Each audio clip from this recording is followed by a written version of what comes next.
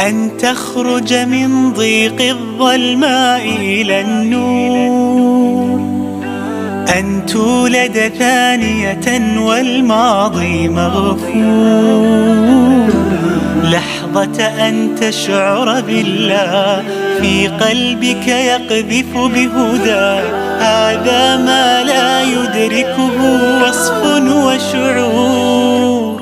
يا الله إني ناديتك وسعيت، إني استهديتك فهديت، بالقرآن أنرت طريقي. يا الله يا الله.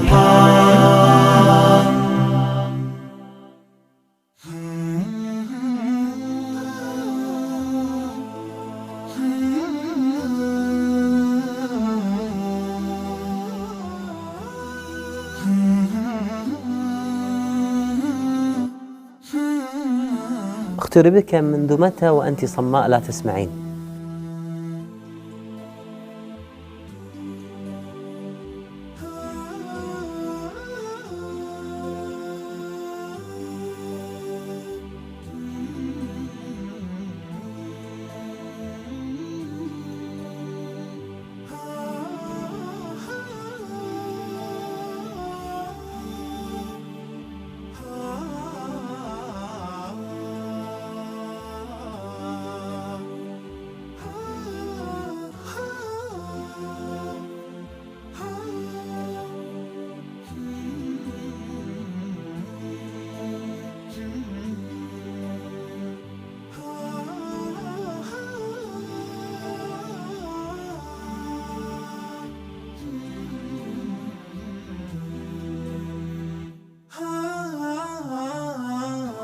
صبر والديها على هذا البلاء وأدخلوها المدرسة، وهناك تعلمت لغة الإشارة، وكانت سعيدة جدا في إمكانية تعلمها، وتزوجت من شاب يسمع ويتكلم.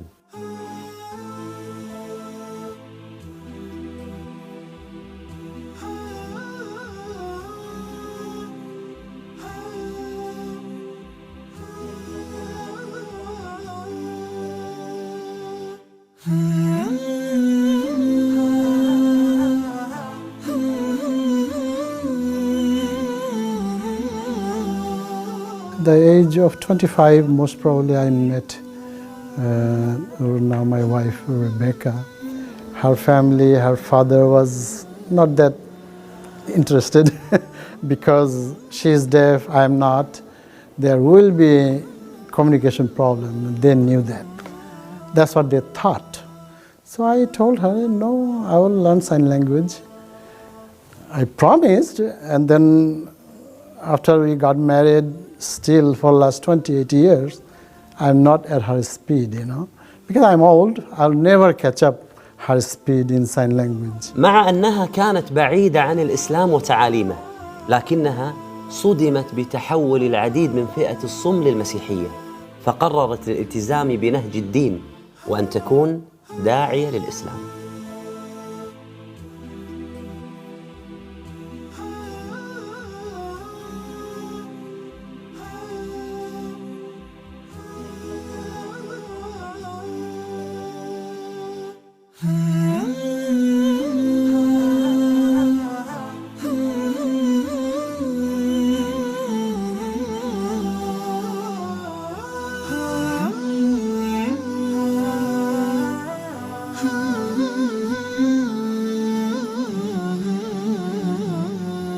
I think she's much more stronger religion-wise than I am, but she was not like that. That's what I was trying to tell you guys earlier, that she was an all-American girl. She did everything that any other teenage American girl would do, except going to clubs or drinking. I think she's so deep and sensitive, and she has a lot of hikmat, a lot of wisdom. So she's one of the very few deaf people I've met in my life who Allah subhanahu wa ta'ala has given her so much wisdom.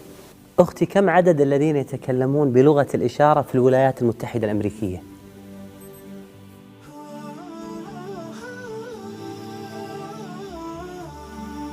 ما شاء الله.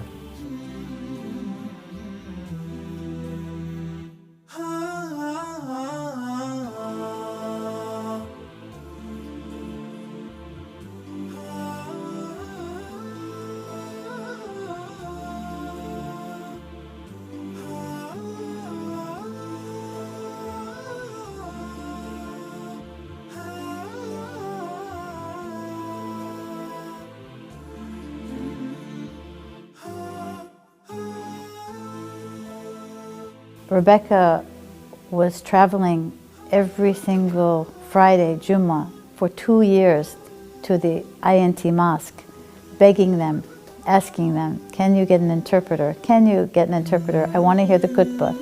I want to, please, please, please, get an interpreter for me. And I realized how much they were enthusiastic in learning about Islam, so enthusiastic about knowing their deen. من حرصها على الدعوة ودعوة غير المسلمين وخاصة فئة الصم والبكم أنشأت منظمة لتعليمهم الإسلام. ما شاء الله تبارك الرحمن. من يعمل معك في هذه المنظمة؟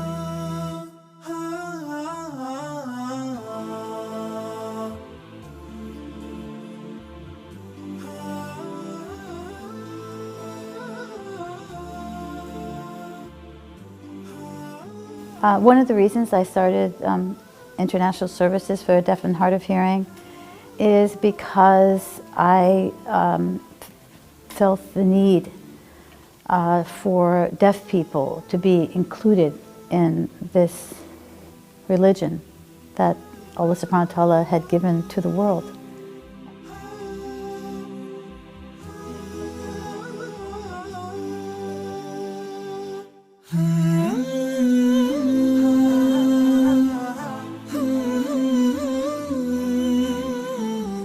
Also, Rebecca and I are working on an international language.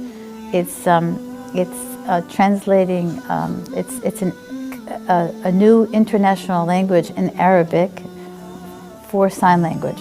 So it will be a universal sign language for the world.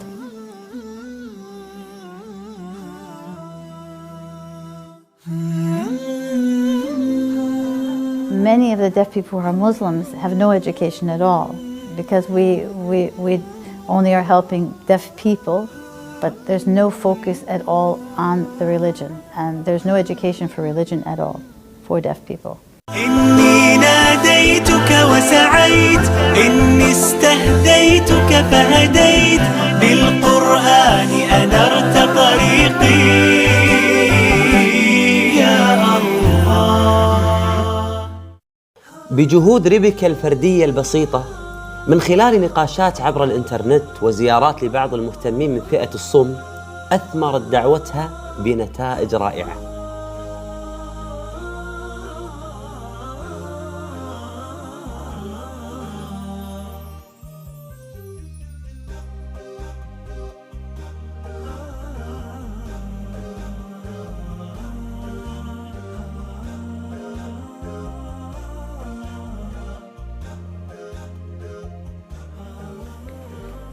أسلم على يديها 9 أشخاص وهي لا تسمع ولا تتكلم. ما هو عذري وعذرك وماذا قدمنا للإسلام؟ أختي ربيكا، كيف أقنعت من حولك بالإسلام؟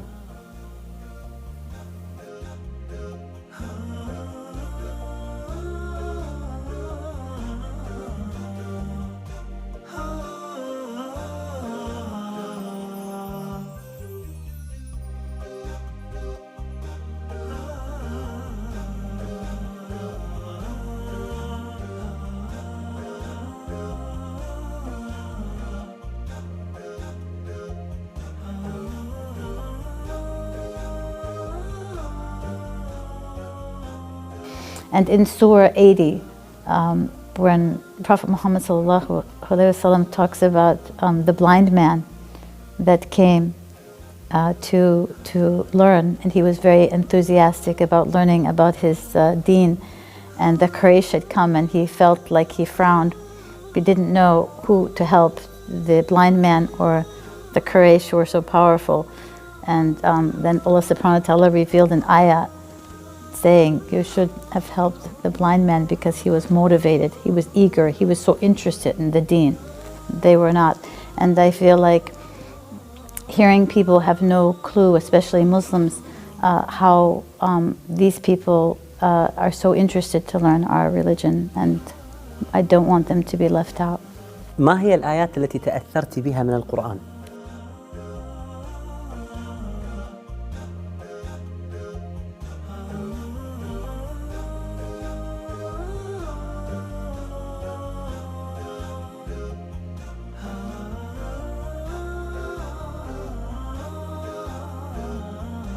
وطلبت منها أن تقرأ لنا تفسير سورة الفاتحة بلغة الإشارة، وهي بهذه السورة تفتح قلوب الناس للإسلام.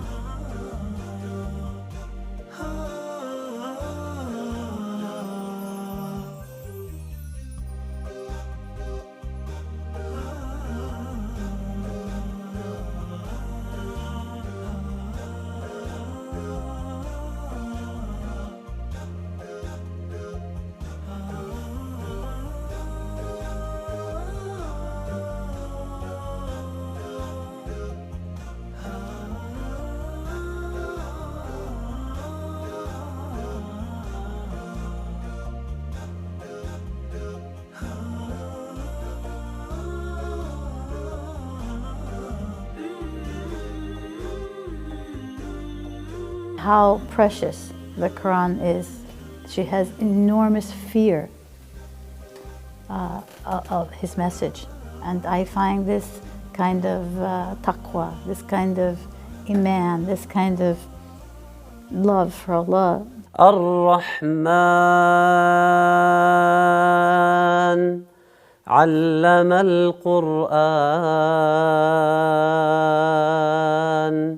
خلق الإنسان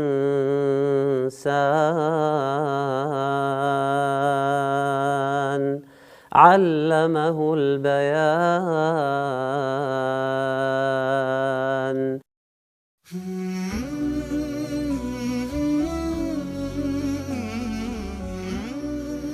سبحان الله، نحن نعيش نعمة عظيمة. أنا تعمدت يعني أني أقرأ القرآن عليها وأجد يعني أقول لها يعني ماذا تشعر وأنا أقرأ؟ قالت أنا يعني أرى وجهك فقط يعبر، ولكن أنا لا أسمع شيء. وهي تتمنى أن تسمع كلام الله سبحانه وتعالى فقط.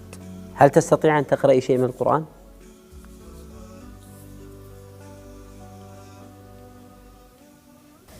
بسم الله الرحمن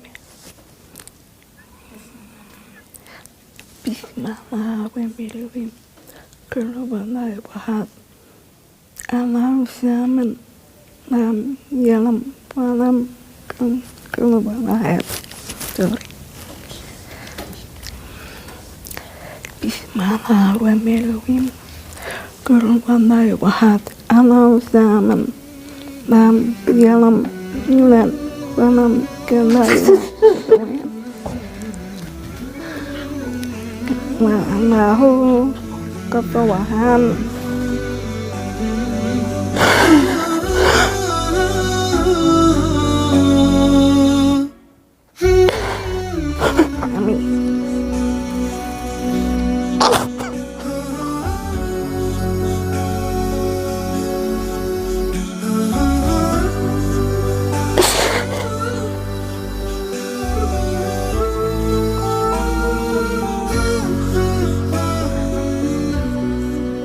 الأصل الذي لا يسمع ولا يتكلم،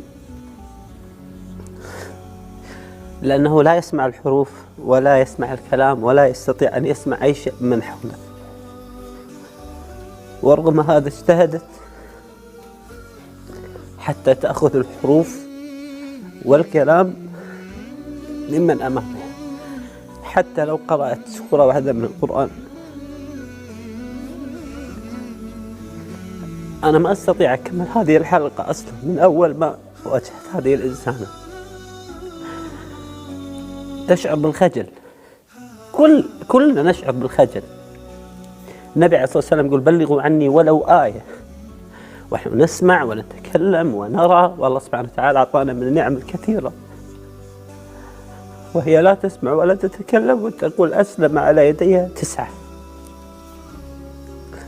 هو الآن تحاول أن تقرأ، تقول لا أستطيع، ولكن تقرأ، تقول أعوذ بالله من الشيطان الرجيم، بسم الله الرحمن الرحيم، ونحن المصاحف أمامنا ونهمل القرآن ونهمل هداية القرآن وحياتنا مع القرآن. والله لا أستطيع أن أكمل هذه الحلقة، نشعر بالخجل، لا أعرف ماذا أقول صراحة. في كتاب الله قلبي صار حي، وبحياتي صار لي ظل وفاي، ويوم عادت نفسي وروحي إليه عادت أيامي وأحلامي إلي. كل ما أتلوه أو جيت أسمعه أنسى آلامي وأحزاني معاه، من عرفت